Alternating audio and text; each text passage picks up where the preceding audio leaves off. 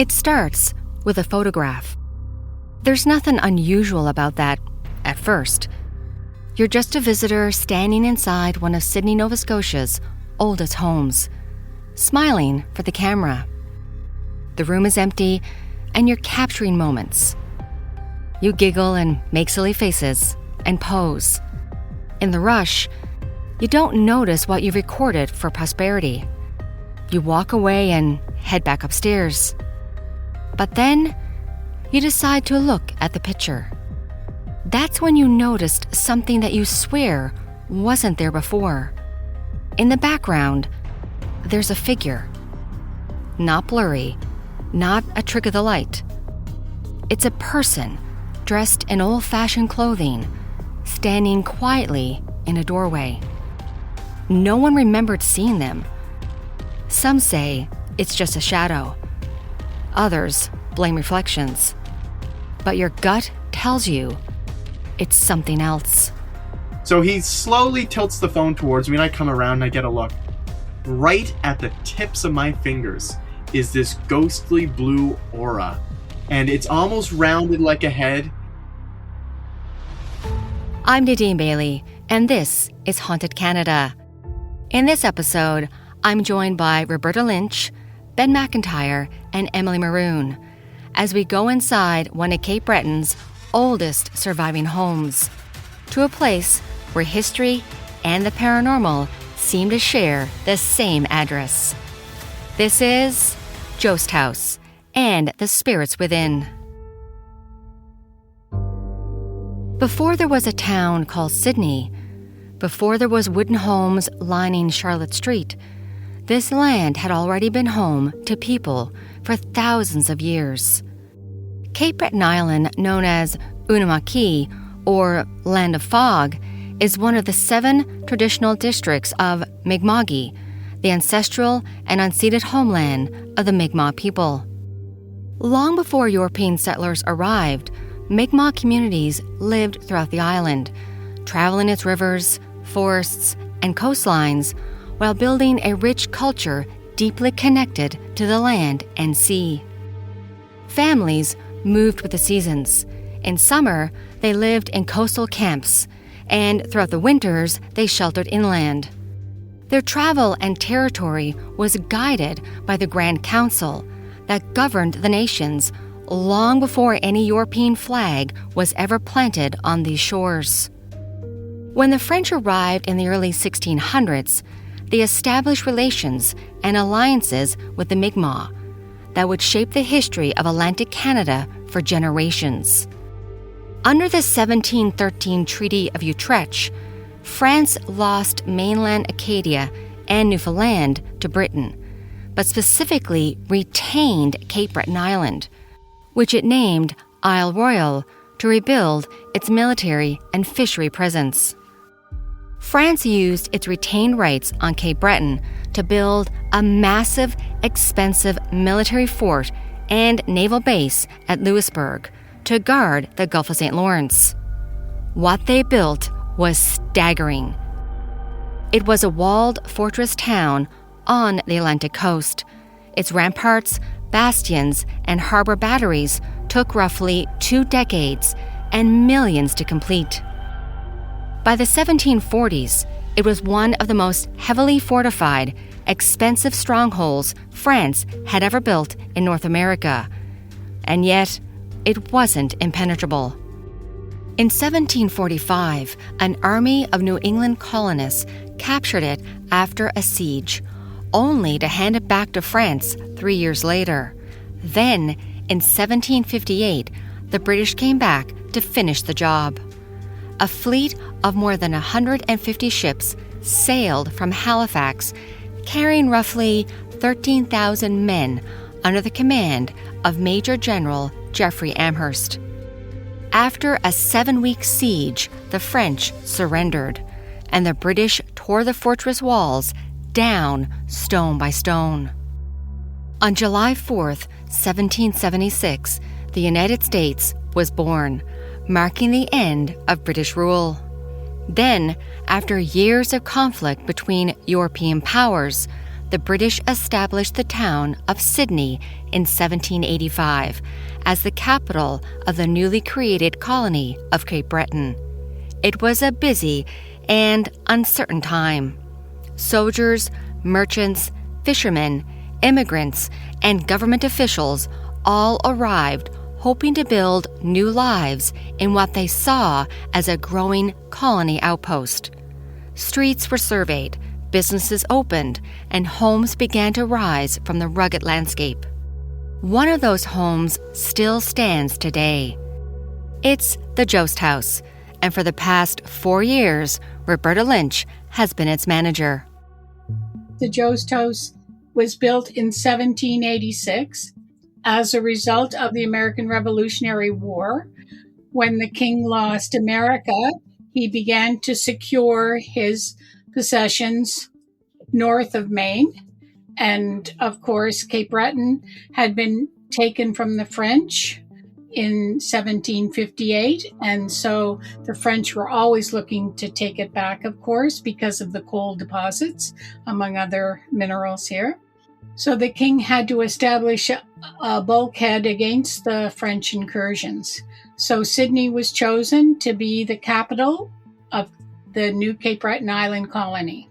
So this house that we are in started off as a store. It was the original store in the colony. So the owners lived in the shop and ran it as well. So that's our early residence in the house. There was a man by the name of Sparrow that they may speak to, but it really was occupied by a series of retired soldiers that had fought the Revolutionary War for the king in a unit called the 33rd Regiment of Foot. It went from one veteran to another until eventually it went into the Jost family, who stayed here for 136 years. Just a year after Sydney was founded, in 1786, German-born merchant Abraham Jost built what would become known as Jost House. Constructed in the Georgian style, it was among the first permanent homes in the settlement.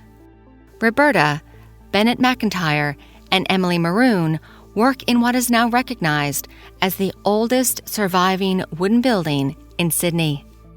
His family were merchants in Halifax, and he met a young, pretty girl from Cape Breton Island, so he decided to move to Sydney to be with her, and at that time, he took over the Jost House, the shop, and it became known then as Jost and Jost Store. And he built another store next door, and then it became a family residence in 1850. He ran 2 different general stores here in Sydney, and he also owned a lot of different properties around town. He was buying up different fishing lots and different wharves. And a lot of times, from different documents I've shifted through, it seems that he was selling a lot of the fish from his other wharves here at the general store. So he was making his fortune everywhere that he could possibly and combine it back into the general store somehow. Eliza Sellen, and they had 9 children. He unfortunately died young. He went on a trip to Halifax, business trip, took ill and died within days. So he didn't make it back, and his wife inherited the house, and it stayed in the Jost family. By then he had quite a number of properties in Louisbourg and other areas. So they were a very well-to-do family, and that carried on up through the 1900s and were professionals till they left the house in 1971. Thomas Jost died on July 10, 1853, at the age of 54, and the house remained in family hands. Over the decades, the house changed with the times. Additions were built, renovations reflected new architectural styles, and each generation left its mark on the building. Yet, despite those changes, its 18th century bones remained remarkably intact. The Jost family continued to own the house until 1971, when they left Sydney for better opportunities elsewhere. The house fell into disrepair until a woman by the name of Joan Harris discovered the age of the house. Now, it had been left for a number of years, and it had been sold but rented, and it was going into disrepair. And when she realized the age of it, she bought it. She used her own money. She was a local businesswoman, refurbished the house, brought it back up to what it was in the early days, and then she donated it as a museum, and then retired and welcomed guests. By the time Joan Harris had purchased the property, many of Sydney's oldest buildings had already disappeared, replaced by modern development. Roberta said there was a growing concern that one of the city's oldest surviving homes could be lost as well. She's also has the pavilion down at the port, the Joan Harris Pavilion, because when she opened the museum, then she pursued tourism as an alternative life source for Sydney, because Sydney had by then lost its steel plant was disappearing, and so she said, we can do tourism. I don't think anybody believed her in the very beginning, but she certainly proved them all wrong, and we owe her quite a bit. Bennett says the Jost House has remained the crown jewel of those efforts. So, when this home was first constructed, again, it was acting as both a store and residence. So the very front of the home where you walk in today was all a general store, and that took up the front half of the residence.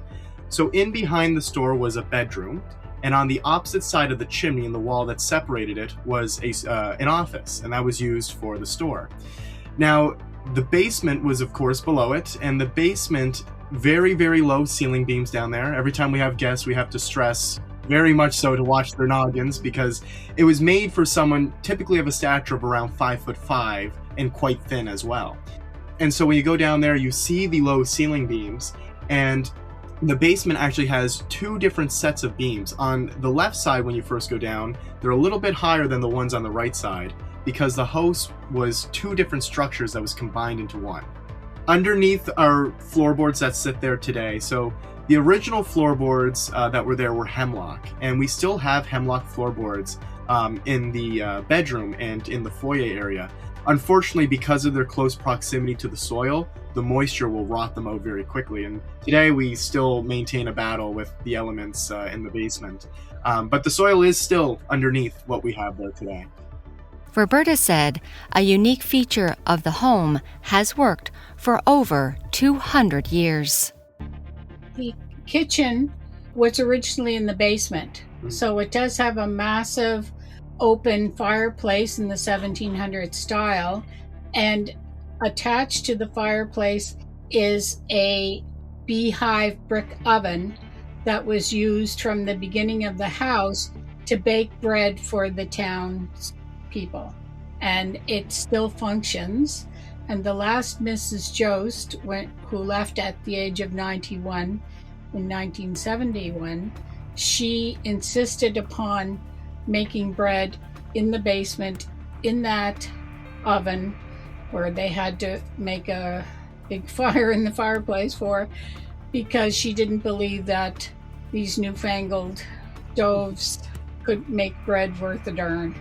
The basement is fieldstone, just plastered together as they did back in the day, which is when it was built. But some of the brick and the other stonework around the fireplace was looted from the fortress of Louisbourg, because once the English took it over for the final time, they blew up the fort, and then people just used the different materials to build the new colony.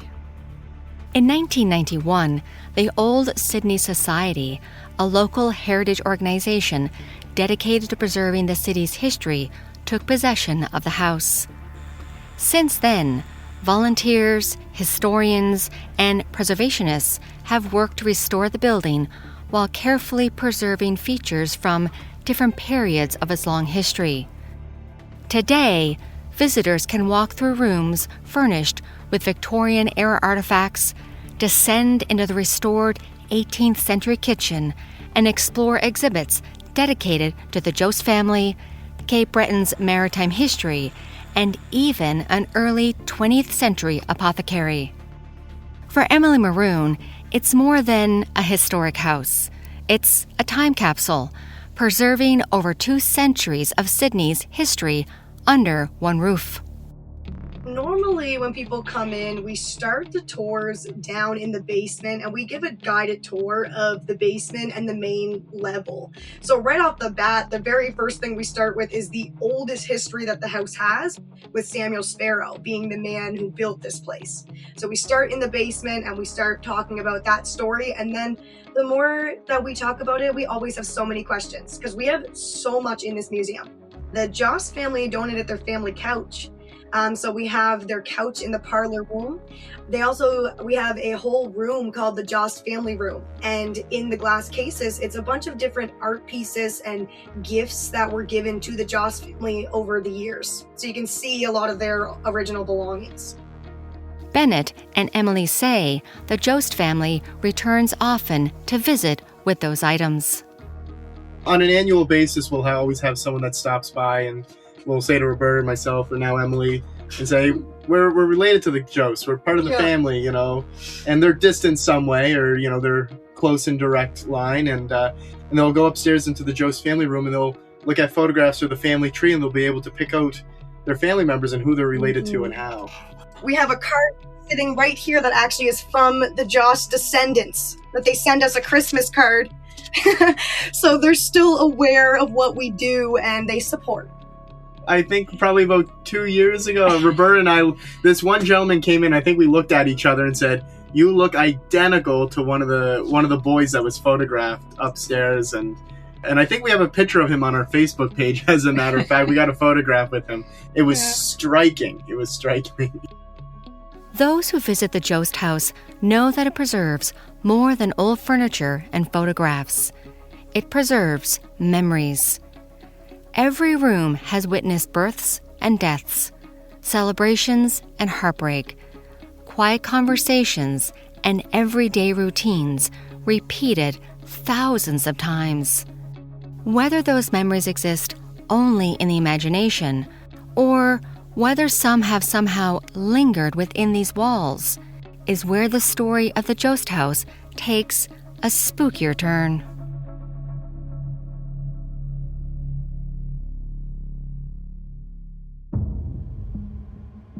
As with many buildings that have stood for more than 2 centuries, stories have accumulated around the Jost House almost as steadily as the years themselves. No one can say exactly when the first ghost story began. There isn't a single tragedy or infamous crime tied to the house that explains the reports. Instead, the experiences seem to have emerged gradually, shared quietly between staff, volunteers, visitors, and the occasional paranormal investigator. This is what happened to Roberta. The first day I came to work here to open the house at 9 and the others were coming at 10. I walked in, I was sitting down by the front door where we have admissions, and I heard footsteps, heavy footsteps upstairs, and I called out because I thought my boss, Jay, who had been here for 17 years, I thought it was him. He's a heavy man. So I called out to him. His car wasn't out the front, but I assumed that his wife may have dropped him off and taken the car. So I call him, no response. I call again, no response. And then I thought, oh, he's messing with me. So I heard the footsteps go all the way to the top of the stairs, and then I duck up and I look to see the top of the stairs from where I was sitting, and there was no one there. I went upstairs because I thought, how did he do that? How did he come right to the stairs? I didn't see him. He must have ducked into one of the rooms. And I went upstairs and there was not a soul there. Then I went and sat down and was very quiet for I had to decide in the beginning, like, is this going to be a normal occurrence? Am I ready to deal with these sorts of things? But we've found some of the other residents, there's a number of children, but when you come into the house, the energy grabs you. People feel it. It's a very light energy. It's a very happy energy in this house for the most part. And so if you get a little tug or a little voice speak to you, it's generally the children. And there's nothing threatening that I've experienced. So you just say, oh yes, hello, how are you today? And just keep moving. Roberta's experiences have not turned her away. She has remained at the museum for 4 years, and since then has been joined by Bennett, who has plenty of his own experiences. Because I feel like I've had the most experience with our possible ghostly child. To give you an idea, I'm from this neighborhood. I've lived in the north end of Sydney my whole life, and I'm 4th generation here in the family home. So my house was built by my great-grandfather right at the turn of the 1900s, and my family's been in it ever since, and I'm still there to this day. So right away, I was always accustomed to very, very odd occurrences that would just happen, and you would brush it off as being something paranormal. And while my mother has an open mind and was always terribly spooked by it, I more so welcomed it and would, talk to whatever may be there. And when I was getting this job, I kind of had that same mentality because, again, I knew this neighborhood and I knew that's how it is. And there's a saying that if you buy or rent property in the north end of Sydney and it isn't haunted, then you've got yourself a major discount. So coming to work here, I had that mentality. And I've always heard ghost stories of the little boy that was in the basement. And our former manager, Jay, he really led a lot of those stories. And there were former co-workers here that would come and visit or volunteer, and they would reinforce the stories of there's a little boy in the basement. I've always heard the stories of this boy playing little pranks. He would be heard giggling. He may dangle the earrings of some of the women that are down there. And he also liked to just pull on strands of women's hair. Never have men ever said it, but it would always be the women. And we have back storage rooms in the basement. And oftentimes, if you go in there, that door may slam shut behind you. And it happened just a year ago to one of our walking tour guides when he went down there. So that has always been chalked up to the little boy. He's mischievous, he's having a little fun. So I've heard these stories, and I would always tell them and repeat them.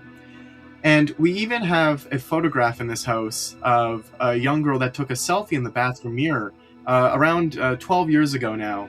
And the photo is warped a weird blue color. And her face is divided almost into 2 halves.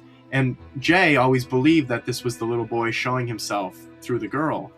And more so on top of it, people would report faces and photographs they would take in the basement. And small oddities like that. But really where I had my firsthand encounter with this child, I had told everything I just told you to a young group of children, and the children are also from the neighborhood, and they just live 3 houses down from this house. And they came in, same thing. They didn't care anything about history. It was strictly ghost stories. So I started them in the basement, and I'm going through telling them about the little boy. The friend of the brother, he was a typical 12-year-old boy, and, he wanted to show off a bit and call my bluff with some of the stories. And so this child, he pulls out his smartphone, and he says, well, where is the boy typically seen? And I said, well, a former co-worker here used to say that he's on the back ledge of the chimney. The chimney just has a little divot in it between the floor and the ceiling, and he used to say the boy would sit there. Then he goes, okay, well, if he's right there, let's see if he shows up in a photograph. And of course, I kind of roll my eyes at him, and I continue speaking. And he opens up the camera app on his cell phone, and he begins taking photographs. And he's standing across from me, and I'm still talking. And right hand to God, this story is entirely true. Every ounce of color sunk out of his cheeks the second he looked at the photographs. And I chalked it up to him messing around with me, being no different than this alleged little boy. And his mouth was agape and he's staring at the phone in amazement. I jokingly said to him, "Did you see anything?" And I was expecting him to turn the phone around and show me something else. But the two girls look over his shoulder and they start squealing and jumping up and down. And I said, okay, well, if they're in on it, then I have to have a look. So he slowly tilts the phone towards me and I come around and I get a look. Right at the tips of my fingers is this ghostly blue aura. And it's almost rounded like a head and cuts inwards around the jaw to the neck. And then it protrudes back outwards like a shoulder would. And then it dissipates downwards. And I'm looking at the photo and I'm in quite amazement as well. And I did everything I could not to show it. And I looked at him and I said, well, you got what you asked for. And very quickly, the boys left. They wanted no part of it. Out the door. Roberta was sitting upstairs at the front desk and they ran right by her. And the girls, as a matter of fact, stayed and took pictures of every square inch they could. And later on that day, the mother came walking down the street and she stopped by and she said, I heard about your ghostly encounter. My kid's going to be able to sleep tonight. I told her probably not. After hearing that story, you might be wondering if museum staff have ever been able to identify the spirit of the little boy. Here's Roberta. That's the one thing we don't know who the boy in the basement is.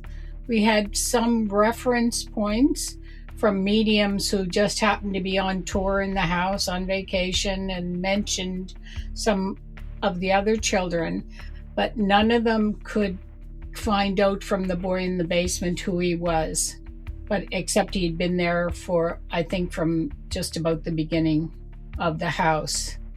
If you're wondering if you heard that right, you did. There are multiple children still living in Jost House. Our understanding is I think there are 3 upstairs and the little boy in the basement.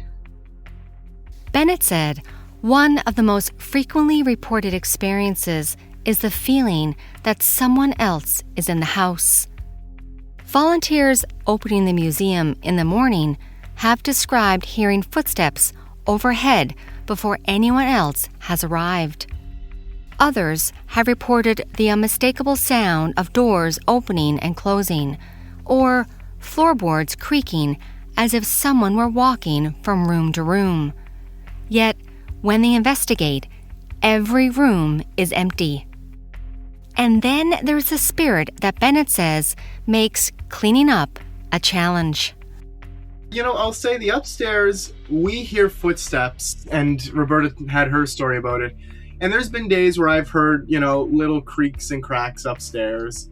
Nothing overly, spooky, we'll say. But there is a slight story, and I'll make it somewhat brief. In our apothecary room, which is themed around pharmaceuticals, that was once a bedroom, of course. And way back when Jay was, before he took over as manager, when he was working here, he would vacuum in the room, and the vacuum would always shut off in the room. And he used to call down to his boss, Eileen, and say, does this vacuum have an automatic shut off? And she would laugh and say, you're bothering Esmond. And Esmond, Dr. Esmond Cook, he was the man that donated all the pharmaceutical stuff in there. And so it was just chalked up, okay, you're in Esmond's room, he doesn't like the vacuum, whatever. And another season later, one of the summer students was vacuuming, same thing, shut off, and she yelled down to Jay and said, does this have an automatic shut off? And he laughed because she said the exact same thing he did. But it wasn't until years later, and I believe it might have been 2023, a woman stopped by, a local woman, and she said, did you ever hear about the fire that happened upstairs? And we told her no. And she said, yeah, well, in one of the bedrooms there was a fire. She goes, I don't remember which family it was, but sometime after the Josts, between 71 and 91, there was a man vacuuming up in the bedroom, and his vacuum was faulty, and it caught on fire. And he threw the vacuum out the bedroom window. And after hearing that, we kind of deduced that the vacuum shutting off was a result of whichever spirit is in there was the gentleman that had the faulty vacuum, and thus he's trying to protect the house. The spirit that Roberta and Bennett mentioned you're most likely to encounter, should you be brave enough to visit, are one of the many children in the home. I've had the children, at least one of the girls. We know that there was an older, I think she was 12 or 14 when she was killed out front of the house by a horse and buggy. She ran into the street to fetch a ball and to prevent her younger cousin from running into the street, and she was killed. That is the one that I believe that speaks to me once in a while. If I'm here alone, and then I can feel it's almost like a blanket comes down and everything gets unnaturally quiet, like you can't hear the outside noises. And then I'll hear a little voice say, hello, or something else I can't quite catch. And then I know but she has spoken to a medium that came through last year or the year before, and her nose was out of joint because pictures in the room upstairs, photographs, were not relatives. She has come around several times, and you can feel her. And unfortunately, I'm not don't quite hear everything she is saying, but I do know when she is here, and they're generally on the top level. They stay, they don't come down. Now, some of these stories go back 100 years, back to when the Jost children themselves lived in the house. Roberta said that one day the kids were playing upstairs and their mother called out to them to ask who they were speaking to, and they replied they were talking to a little boy who came to play with them. When the mother ran upstairs, she saw no little boy, but the children could see him and speak to him. I think there's another little boy upstairs. I don't think the boy in the basement doesn't come out of the basement as far as we can tell. He likes to stay under the stairs, and that's where people have seen him, either on the stairs or peeking out from under the stairs. But I think the other little boy is up on the second floor with the other two girls. Roberta said there's also a couple that are very much in love. Apparently, they wander around the house according to a medium. Museum staff were surprised when a week or so later, two grown women arrived wanting to visit the house their parents had met in. Their father had been a handyman, and their mother had been hired to look after Mrs. Jost, and apparently they met, married, and lived happily ever after. The two women were visiting because their parents had both died, and they wanted to see the place where their parents had met.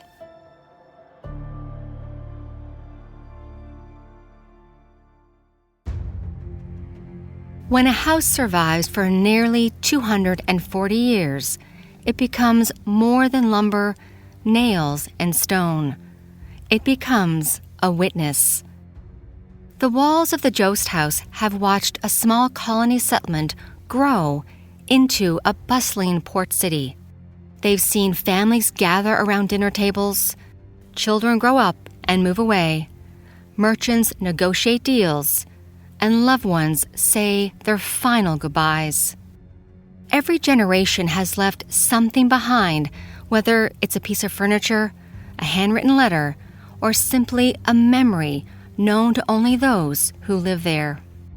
And Emily Maroon says, sometimes those memories come alive.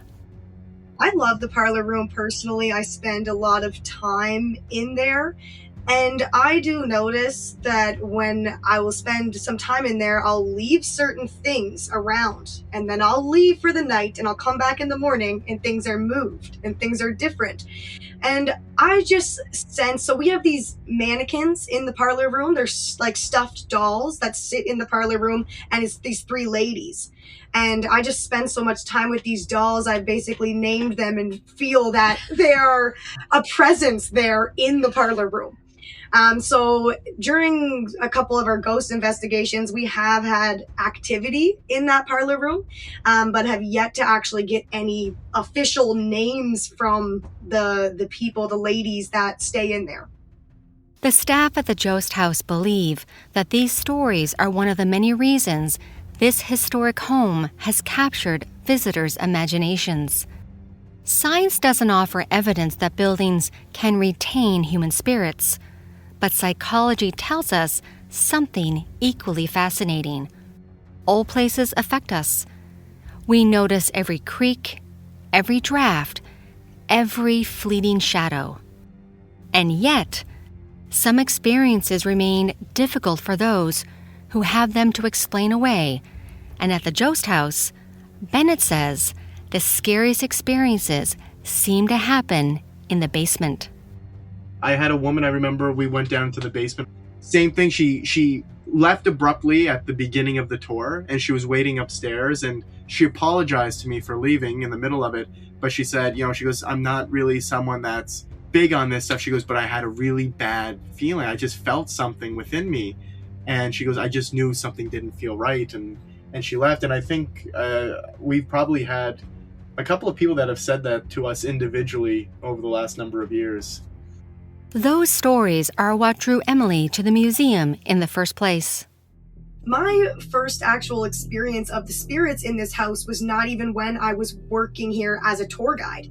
So I, previously to working here, was already just spiritual and interested in the ghosts and interested to explore. Every space we went to was crazy. And we have these REM pods, if you've heard of them. A REM pod, it's like a circular device with 4 lights on it and an antenna that picks up electrical frequency. And in certain rooms in here, that thing was just going crazy. And that was the first time that I actually was here and got to experience what the energy of this place has felt like. And of course, now that I'm here daily, I feel like it's just a part of the day now. I walk in and the first thing I do is say, hi, spirits, we're going to open the house today. It's just like you interact, you grow to just live with it. So it doesn't even seem weird or out of the ordinary anymore. Emily said spirits have become so commonplace, the museum is really leaning in and hoping to find out more about them because they are part of the history of the home. Over the next 3 months, there's going to be 7 nights of investigations. And at the end of the 7 nights, we're going to compile all of the information that people gather from using the ghost equipment. And then we're going to cross-reference it with the actual historical records of the home to figure out who these people are. And our last ghost investigation will be on October 31st. So hopefully by the start of November, we will have an actual full report of all of these investigations that we're going to be doing over the next little bit. Roberta said that being comfortable with the paranormal is part of the job description. When you come in for an interview, I notice your reaction to the house when you come through the front door. That is very important to me because the people I hire tend to be the ones that walk through the door and then kind of stop and give it a certain look. It's like they're seeing something wondrous. And I believe that the people that are meant to be here instantly fall in love with the energy. That's because Jost House is special. It has stood on Charlotte Street for nearly 2.5 centuries. It has survived the constant march of time.